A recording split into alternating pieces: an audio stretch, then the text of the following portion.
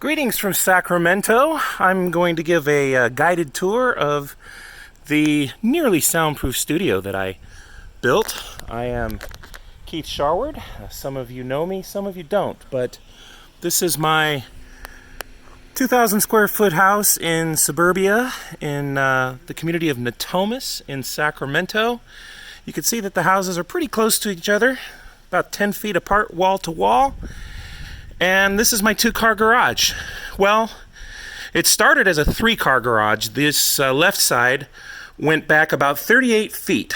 And what we see here is the outer walls on the inside of the garage of my studio that I've spent way too long building and spent way too much money building.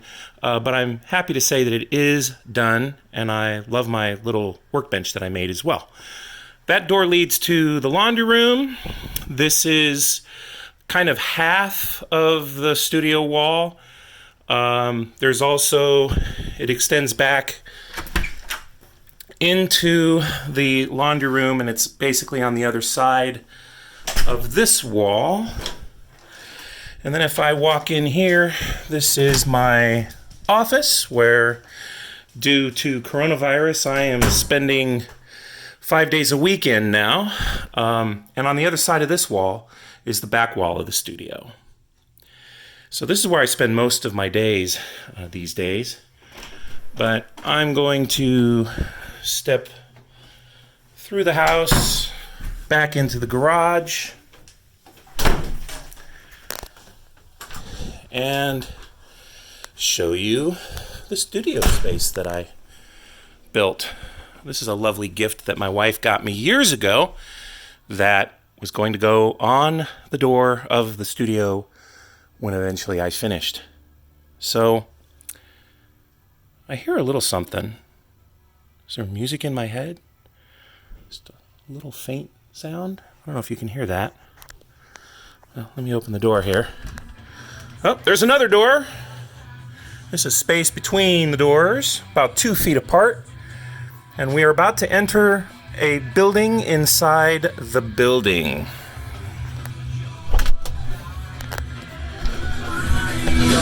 Oh my goodness, this is loud. Oh, hold on a second. Let me turn this down because it's really loud. I'm sorry about that. I forgot that I had this on.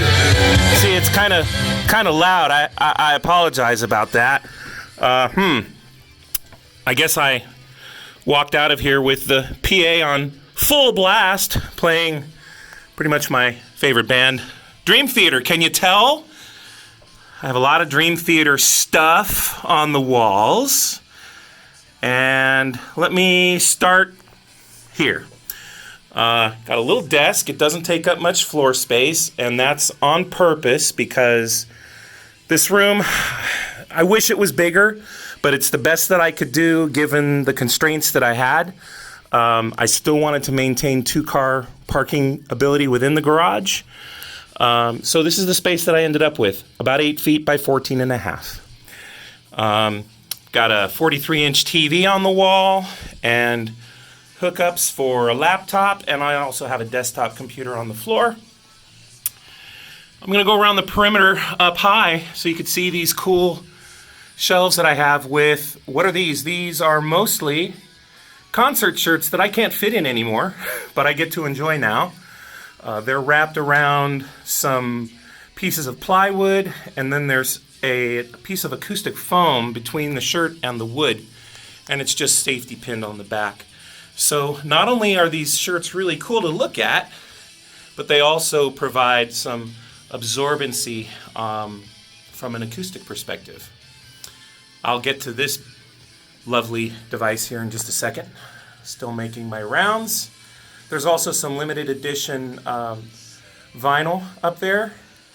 They came from a dear friend of mine who passed away in November, who not so coincidentally introduced me to progressive metal and Dream Theater specifically. So I'm basically devoting and dedicating this room to his memory. His name is Brad McQuaid, and we were friends since high school.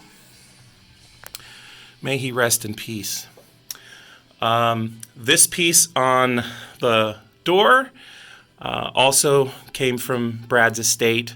It is covering some acoustic foam as well. Some cool framed artwork. This came from Brad's estate as well. This was a neat find on Etsy. Place to hang up coats and whatnot. And then I have my dimensional shelving, which contains all my some signed, some not signed cool things. Box sets. I have these wall sconces on the wall. There are 4 of them, and they give the room kind of a warm light, and it helps to contrast with the cool light of the white LEDs that I'll talk about more in a second. This is an acoustic diffuser. There are 4 of those. This is my fake window. It's actually a dry erase board and can be covered with curtains, which helps it not reflect noise back into the room. More collectibles. More framed artwork, again from Brad's estate. This cool piece I just came in from France. I have no idea where the guy got this, but I absolutely love it. One of my favorite Dream Theater albums. This fabric piece is also covering up some acoustic foam. Another printed piece. This Journey Escape Tapestry I bought as a teenager, and it was hanging on my walls as a teen for many years. Managed to get that out of storage and up on the wall to cover up about 9 square feet of acoustic foam. More printed art. That's my MacBook Pro. And of course my drum kit. Y'all have seen drum kits, so I'm not going to spend too much time talking about this, but I am really excited to have it set up and be able to play it anytime I want.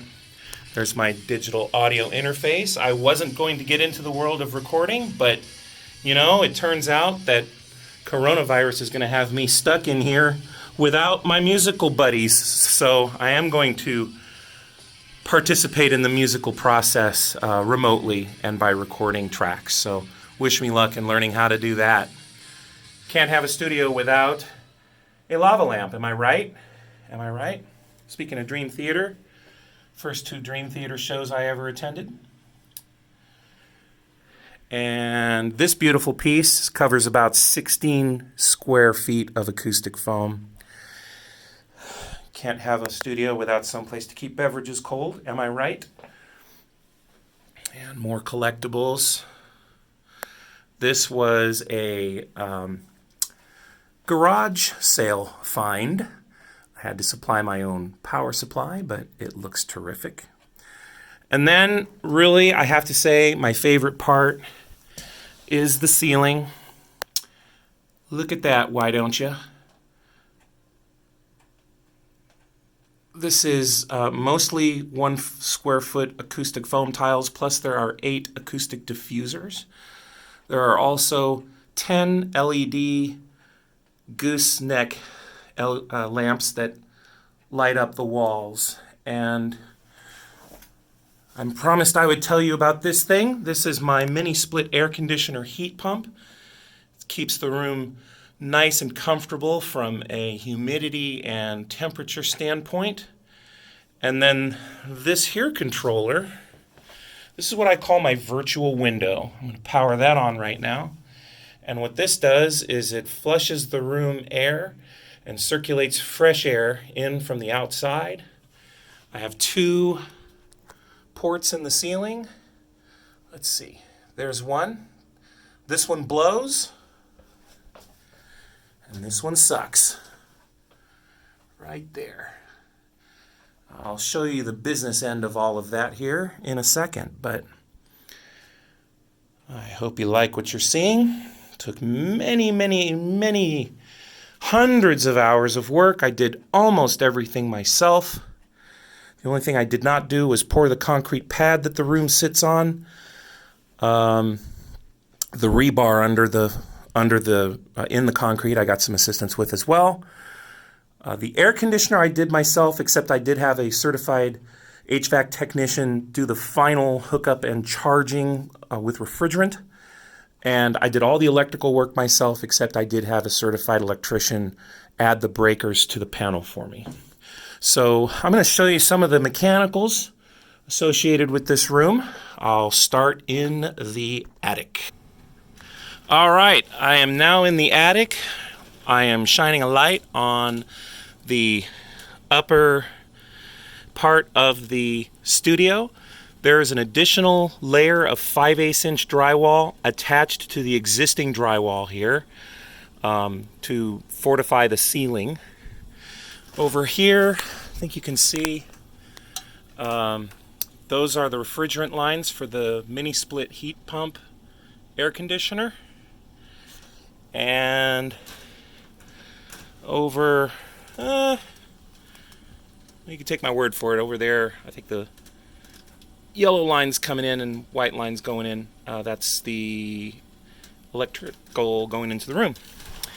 And this right here is the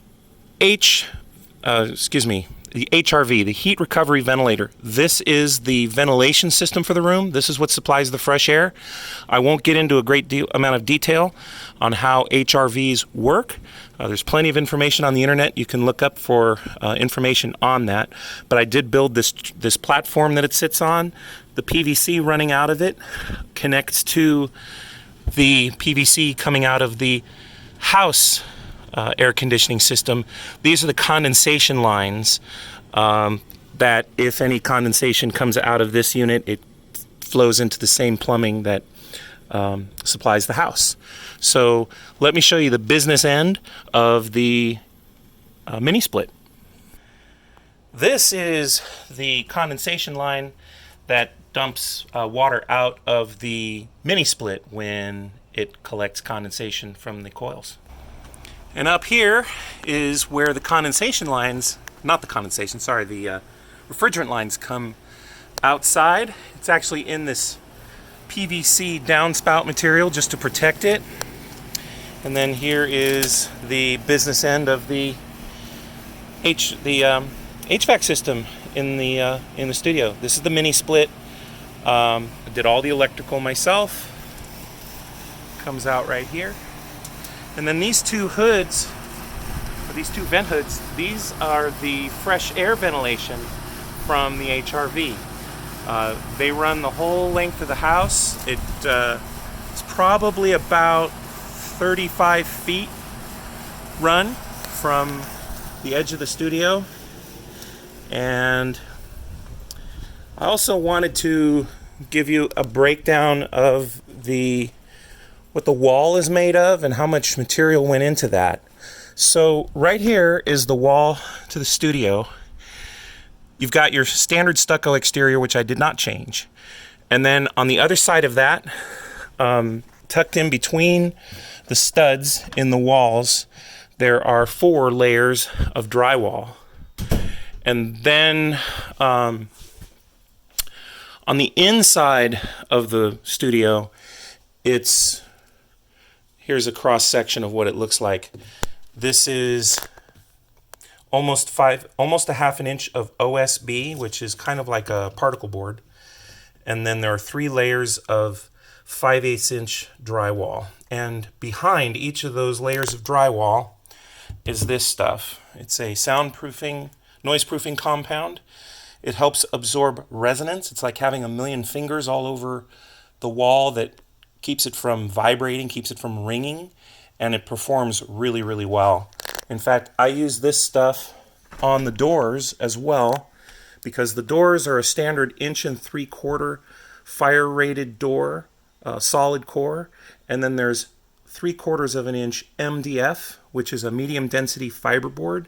Very heavy, very straight, very flat, very dense, and there's green glue behind it. It's kind of a misnomer. It's not really glue.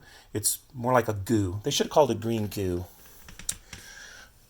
There's mineral wool insulation behind the walls and above the ceiling. Anywhere from about 13 inches on that wall, probably about 7 inches on that wall, 9 inches on that wall, about 7 inches here, about 9 inches there, about 9 inches there, and 12 inches overhead. The last thing I'm going to do for you is demonstrate the lights. What kind of an idiot would have 5 light switches in a single room this size? This idiot does. But if I turn off all but the middle switch, you'll see that I have a really cool effect because I have colored LED light strips running the whole perimeter of that structure overhead, and it changes into all kinds of groovy colors.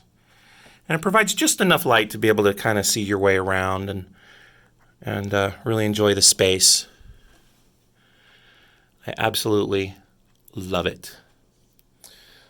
This switch controls the first set of white LEDs. Those are strip lights above.